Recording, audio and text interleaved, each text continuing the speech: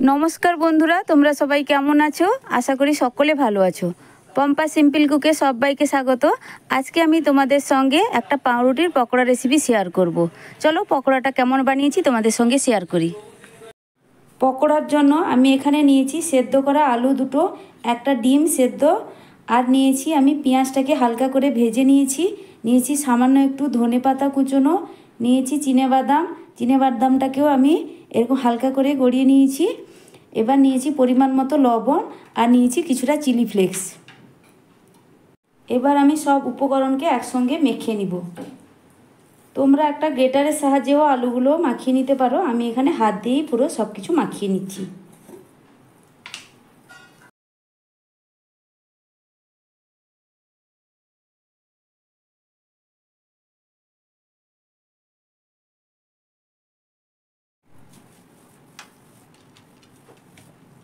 আমি এখানে ভালো করে মেখে নিয়েছি। এবার আমার এটা রেডি হয়ে গেছে।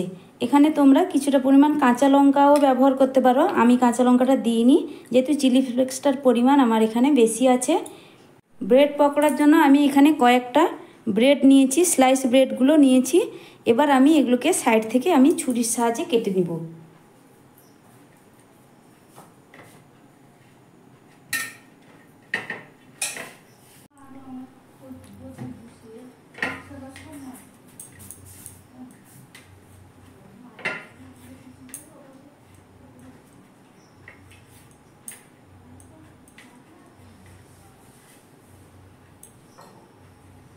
देखो আমি এইভাবে কেটে নিয়েছি, বাকিগুলো আমি এইভাবে কেটে নিব।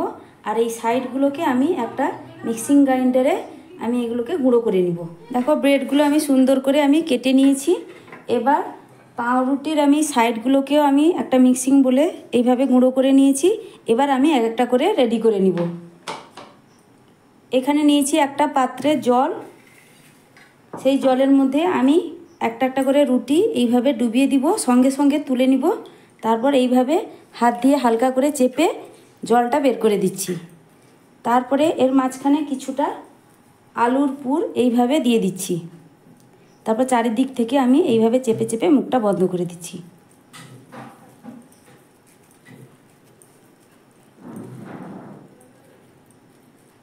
এবার আমি এই রুটির গুঁড়োর মধ্যে হালকা করে এইভাবে গড়িয়ে নিচ্ছি। দেখো আমার পুরো এইভাবে একটা আমি রেডি করে নিয়েছি। এবার বাকিগুলো আমি রেডি করে নিব।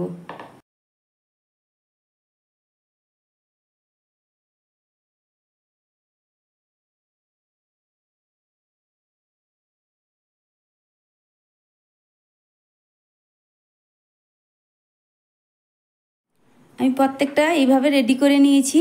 দেখো এবার আমার এটা ভাজার জন্য প্রস্তুত হয়ে গেছে। পকোড়াগুলো ভাজার জন্য আমি গ্যাসে একটা কড়াই বসিয়ে দিয়েছি। এবার ডোবা তেলে ভাজার জন্য আমি কিছুটা পরিমাণ তেল দিয়ে দিব।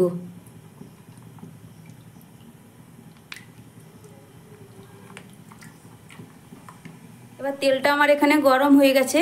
এবার আমি গ্যাসের ফ্লেমটা মিডিয়াম টু হাইতে রেখে পকোড়াগুলো ভেজে নিব।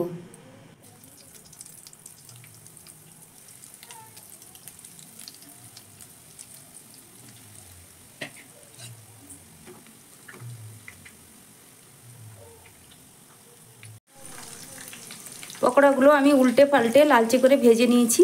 এবার আমি এগুলোকে তুলে নিব।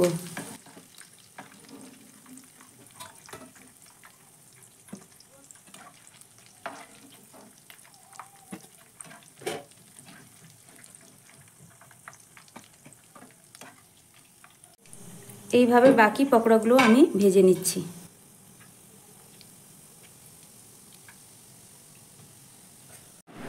পকোড়াটা আমি এখানে একটা প্লেটে সার্ভ করে নিয়েছি। দেখো কতটা সুন্দর হয়েছে। আমি তোমাদের একটা ভেঙে দেখাই ভেতরের পুরটা কেমন আছে।